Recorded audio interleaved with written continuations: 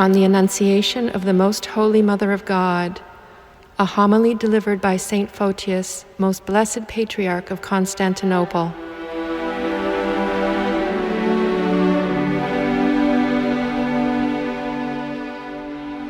Gay is today's festival, and splendid is the joy it conveys to the ends of the earth. The joy it yields scatters old sorrow. The joy it yields banishes the curse of the world, inaugurates the raising of him who fell long ago, and pledges salvation to all of us. An angel converses with a virgin, and the whispering of the serpent is made idle, and the impact of his plot is averted. An angel converses with a virgin, and Eve's deceit fails, and convicted nature, seen to rise above condemnation, as it had been before condemnation, is enriched with the possession of paradise as its portion. He speaks to the virgin, and Adam receives a pledge of liberty, and the serpent, instigator of evil, is deprived of his tyranny over our kind, and is dispossessed of his authority, and learns now that he had armed himself in vain against creation. His devices against us weaken, as an incorporeal being brings the message of the invincible trophy against sin. For Christ's cross and willing suffering are death and sin swallowed up in victory, and such also is his suffering through the Incarnation. The angel is now bearing the good tidings of the Incarnation, in which tidings we are rejoicing today, and whose festival we are celebrating. An angel is being sent to the Virgin, and human nature is renewed. For having quaffed the tidings like a remedy of salvation, it spits out all the poison of the serpent and is cleansed from the spots of its disease. An angel is being sent to the Virgin, and the bond of sin is being torn up, and the penalty for the disobedience is abolished, and the universal recall is pledged in advance. Today the tidings of joy have arrived, since the archangel is exchanging words with the Virgin Maiden, since the commander of the invisible host is conversing with Mary, espoused to Joseph, but designated and preserved for Jesus. But what is he uttering, and what tidings is he bringing? What? Oh, unspeakable words of an awful mystery, and an incomprehensible manner of a strange speech. What is he uttering, and what tidings is he bringing? I am now led on to say, and I cower with anguish. I cower as I begin to fathom the sea of the Lord's love of man. I cower, being required to plumb the depths of the divine dispensation. My mind reels at grappling with the subject. Speech withdraws, and my tongue shrinks from speaking. Once more, as though striving with eagerness, speech wants to talk freely, but perplexity arms silence against it and makes the latter prevail. But come, O wisest of the evangelists, and joining in the beginning of my speech, cast out my anguish by thy help, and reviving my faint heart, pledge me courage by thy support, saying, in the 6th month the archangel Gabriel was sent from God unto a city of Galilee named Nazareth, to a virgin espoused to a man whose name was Joseph, of the house and the lineage of David. And the virgin's name was Mary. And the angel came in unto her and said, Hail, much graced one, the Lord is with thee. Seest thou what it was he was bringing, and what he spoke to her? Seest thou the cause of the conversation? Hail, saith he, much graced one, the Lord is with thee. O strange mystery that escapes every mind and every apprehension, a mystery which is believed, not investigated, wondered at, not searched into, a mystery which is worshipped but not examined, praised in song, not scrutinized, honored, not weighed, longed for, not apprehended. An angel is sent to a virgin pledging the Lord's presence, announcing God's coming among men, bringing the good tidings of the recreation of creation. An angel is sent to a virgin disclosing the Lord's descent, and the Lord comes with the message. The former brings the good tidings, and the Lord accompanies the words. The former cries out to the virgin, Hail, much graced one. and the Lord fulfills the joy by his action. The former calls out to the Virgin, "Hail, much graced one," and the whole world reaps through her the fruit of joy. He utters the fair salutation to the stainless maid, and the Virgin is troubled by his strange greeting, while the whole creation leaps with joy at the good news of its salvation. The honored maid is troubled, but she does not reject. She is troubled by the words, but she does not turn away from the bounty. For it says, "When she saw him, she was troubled at his saying, and cast in her mind what manner of salutation this should be. She was troubled, she did not turn away. She was troubled, but she cast in her mind. She cast in her mind, inquiring into the manner of the salutation, yet perceiving that its cause escaped understanding, what manner of salutation this should be. For I see," says she, "that it does not fall within the limits of the usual, that it has overleapt the laws of nature, is not circumscribed by human actions, what manner of salutation this should be. I see the messenger standing reverently, and I am moved to receive his message joyfully. But he addresses me bridal words and changes the joy to fear, and troubles my soul with his message.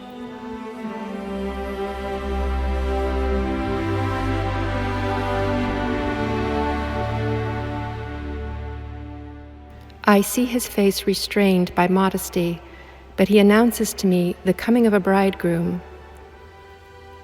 I see him conversing wisely, but he utters words of conception, and the love of virginity forces me to suspect his saying as a wile.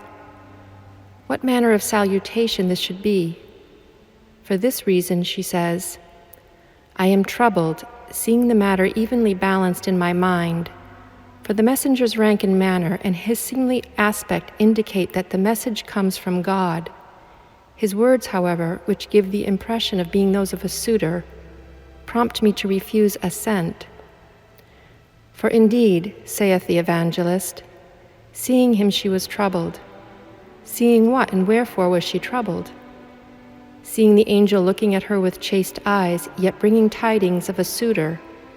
Seeing him attend with a seemly gaze, yet speaking of a marriage contract. Having heard these bridal words, and seeing the manner of the conversation to be untouched by the passions, the Holy Virgin was troubled by her conflicting thoughts, and seized by a prudent fear, was amazed by the strangeness of the salutation. But what does the angel say to her? Did he leave her to be troubled by opposing thoughts? Did he forsake her to be tossed by the waves of perplexity? Would he have not been proved in that case to be a worthless minister of the command? Would he not have rightly paid a penalty because he had left the Virgin to be disturbed? What then says he? Fear not, Mary, I have not come to speak to thee in deceit, but to introduce the abolition of deceit. I have not arrived to lead thee into error, but to pledge deliverance from error. I have not visited thee to violate thy inviolate virginity, but to bring the good tidings of the inhabitation of the Creator and guardian of virginity. Fear not, Mary, I am not the servant of the serpent's wickedness, but the delegate of him who suppresses the serpent. The former, by means of his words, instilled the poison into human nature, and having mixed death into the potion, poured out the plague on everyone. I come to graft in, by means of the Lord's commands, unending life to the world, whereby the disease of our kind is removed, and the blessedness in paradise is made free to all. The former, by the deceit of divinization, pushed Adam into disobedience, and made him exchange his painless existence for a toilsome life. I bring thee the good tidings that the universal Creator shall truly make man divine in thy virginal and stainless womb, and dispel the spurious divinization. I have come as a bridal escort, not as a plotter, an instigator of joy, not a cause of sorrow, as a herald of salvation, not a counselor of perdition. Fear not, Mary, I will heal thy thoughts with the Lord's commands. I will undo the bonds of thy perplexity. Thou hast found favor with God. The salutation is of divine favor. not an instrument of human nature. It is of a godly favor and not of a human plot, of a godly favor and not of bodily intercourse. It is of a favor which overleaps human understanding. But when thou hearest of a favor, O man, think not that this gift was granted to the Virgin in vain, nor consider the present as an empty honor. For the Virgin found favor with God because she had made herself worthy before her Creator, because having adorned her soul with the fairness of her purity, she had prepared herself as an agreeable habitation for Him, who by His word had established heaven. She found favor with God, not only because she had kept her virginity inviolate, but also because she had maintained her desires unsullied, because since she was a babe, she had been sanctified to God as a living and unquarried temple, built for the King of glory.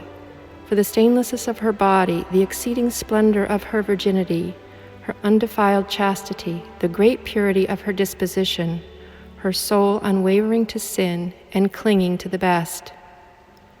For this reason thou shalt conceive in thy womb and bring forth a son, whom the cherubim praise in fear.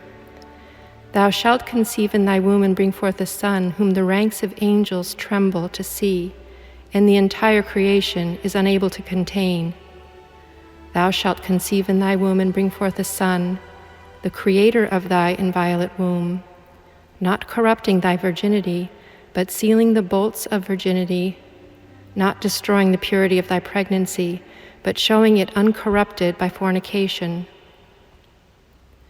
Thou shalt conceive in thy womb him who is present everywhere, but is contained by nothing, whom only thy womb is believed to receive and contain without being straitened.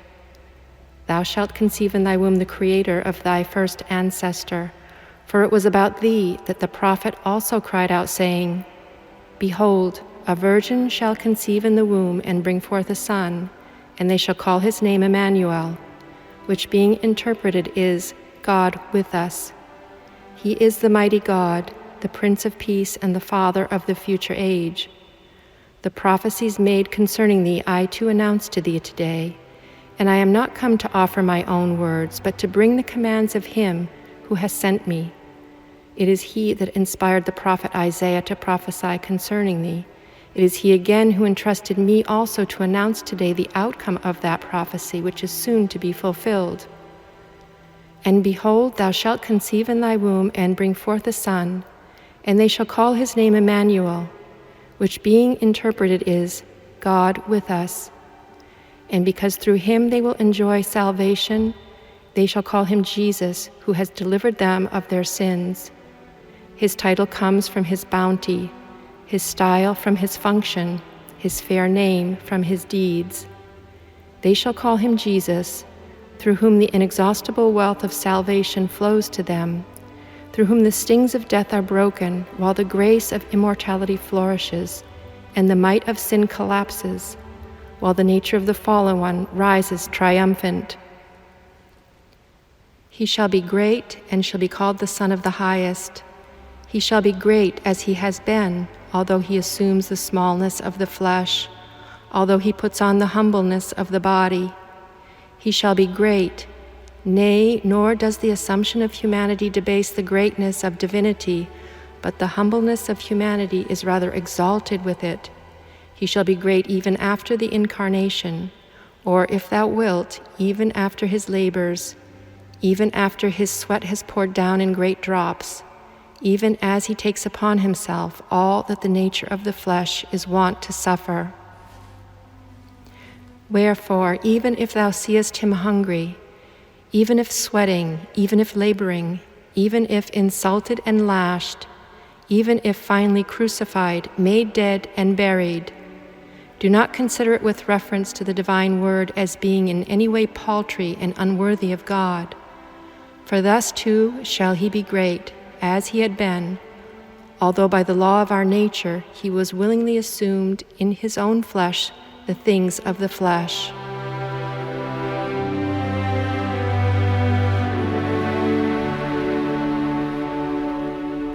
He shall be great, and he shall be called the Son of the Highest.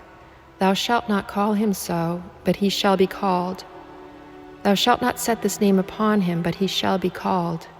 And by whom shall he be called? Clearly, by the consubstantial Father, who knows exactly the nature of the Son, since no man knoweth the Son but the Father, and no man knoweth the Father but the Son. For he of whom the Son was ineffably and timelessly begotten possesses also the unerring apprehension of him, and he who has the true knowledge of the offspring may be trusted also to apply an appropriate name. Wherefore saith the God of all and Father of our Lord Jesus Christ, This is my beloved Son, in whom I am well pleased. Hear ye him. He is forever, though the name is given to him now for our instruction and cognizance.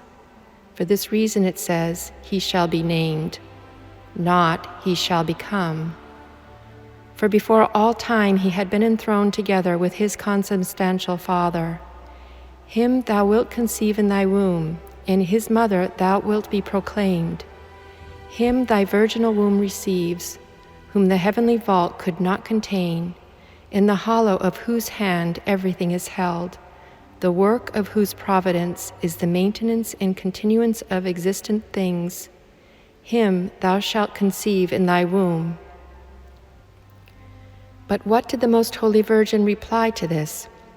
Was she immediately softened by these words, and having opened her ears wide with pleasure, did she allow her thoughts to give assent without scrutiny?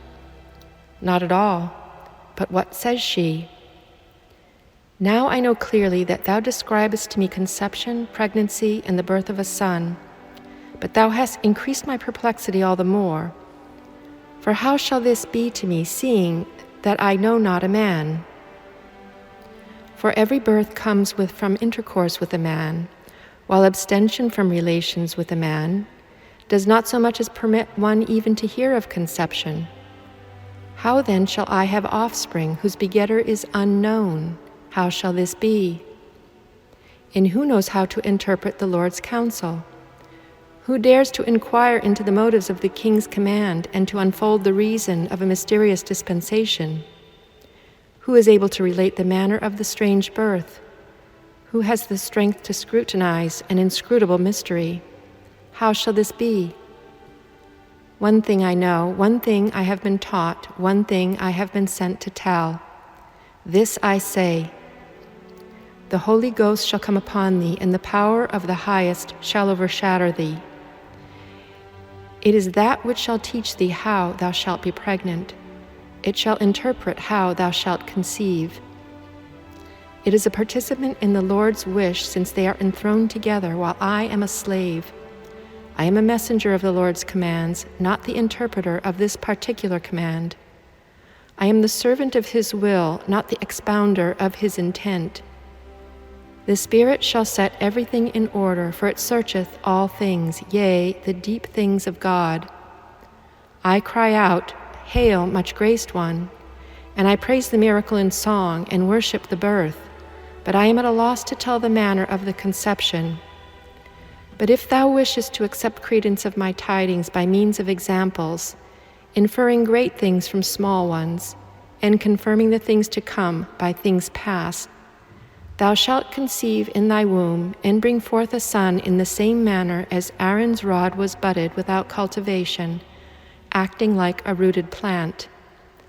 As the rain bore down from heaven on the fleece, watered that alone, but did not refresh the earth, thus thou too shalt conceive in thy womb, and bring forth the Lord. This thy ancestor also David announces in advance, inspired by God of thy pregnancy.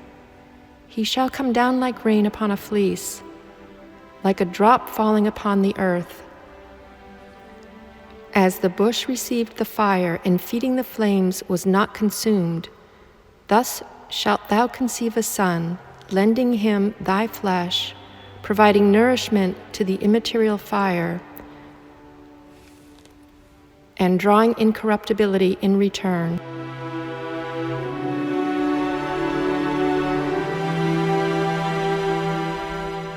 These things prefigured thy conception, announced in advance thy delivery, represented from afar thy pregnancy.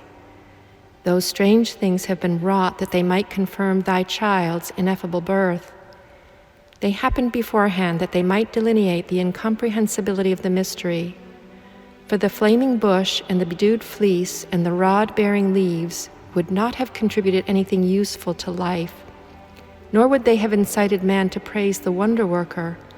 Nay, the miracle would have fallen to no purpose, unless they had been set down as prefigurations of thy giving birth, and been, as it were, the advanced proclamations of the Lord's coming. Thou hast, if thou willest, thy neighbor and kinswoman Elizabeth as an example.